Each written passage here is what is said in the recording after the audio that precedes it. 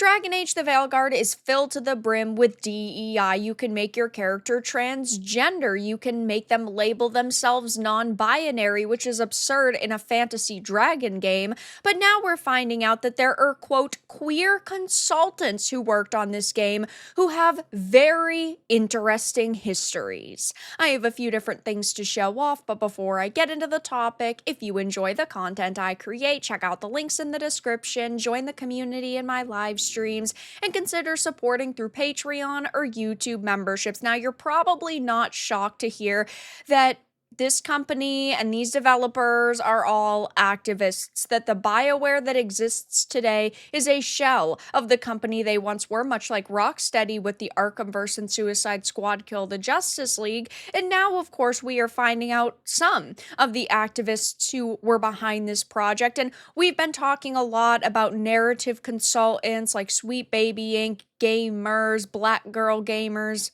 organizations like that, but now we have a new subsection called queer consultants, and this individual is someone with a very questionable history. Now, of course, they decided to put up a post boasting about the fact that they worked on this game, saying, "I just got approval to say this.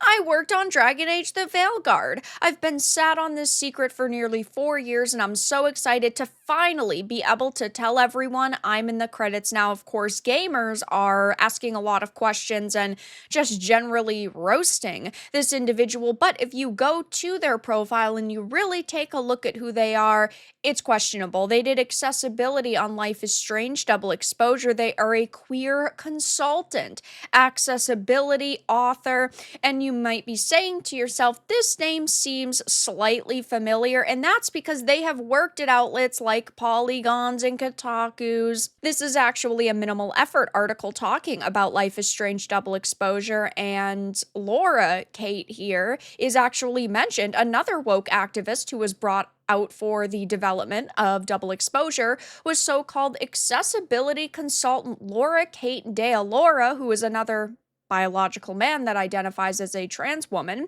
has been a writer for sites such as Kotaku and Polygon, and created a bit of a controversy back in 2019 when they published an article accusing a song in Super Smash Bros. DLC pack for Persona 5 of using the word retarded. Virtually all mention of this has been scrubbed from the internet, and Kotaku has even edited the link article to one that was written by an entirely different person. So we are talking about, these sites trying to protect their own after their own got absolutely obliterated by the internet.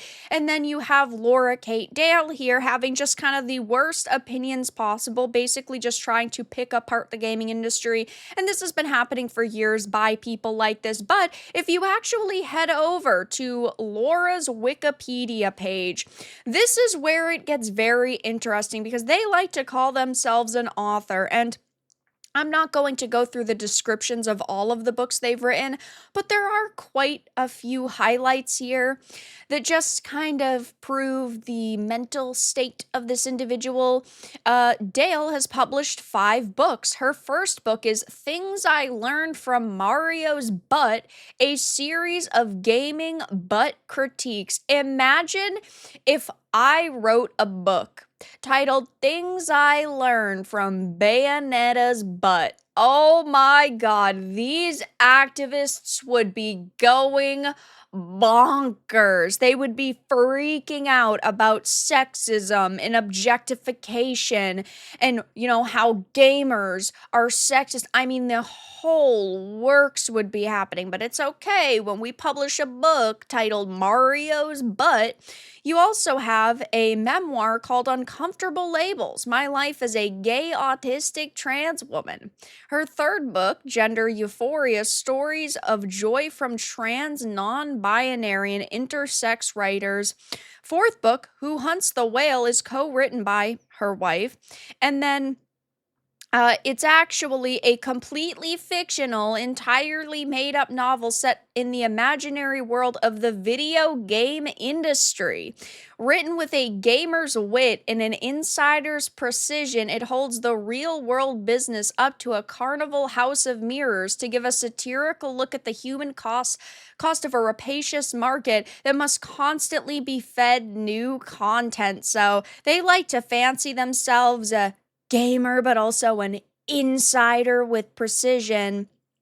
And then you have a dysphoria monster book for children. So ultimately, this person's allowed to write these books, but they are extremely questionable content. And what you're going to see here is that it does not prove that they really have any sort of capability in the gaming industry. I mean, we know that they were a games journalist back in 2019, but all they did was write pieces that were seen as extremely controversial, and she leaked the existence of Until Dawn Rush of Blood and details about Mario and Rabbids Kingdom Battle. So this is not somebody who, in my opinion, has the expertise to be writing a video game, who has the authority to sit here and actually work on a project of this caliber. It used to be that the best person for the job would get hired, and I guess because BioWare is such an extremely woke company at this point, and they're so worried about hiring radical activists, that they needed this queer consultant on Dragon Age the Veilguard. But it just proves yet again that Dragon Age the Veilguard is not going to be a product that a lot of people are going to agree with. I mean, we've already seen the trans storyline, the non-binary dialogue, and my problem is this type of wording in a video game like this. We are talking about a video game with dragons in a fantasy setting. We do not need top surgery, scar toggles, and we do not need modern phrases and wording like transgender and non binary. Those do not fit into this world, and all you are doing is pulling people out of the escapism they are looking for by using modern terms like this. You could have simply had a system where you could put a scar anywhere on your character's body, and then they, of course, happen to put it like a top surgery scar if that's how they feel. But instead, they decide to throw the identity politics in your face. And we have seen tons of outlets already highlighting this. Like, this is the best part of the game, in their opinion. We've gotten several articles from Kotaku, Gamers Live Plus, The Gamer, talking about it, how the title lets you establish that your character is trans, and it lets you declare your character is trans.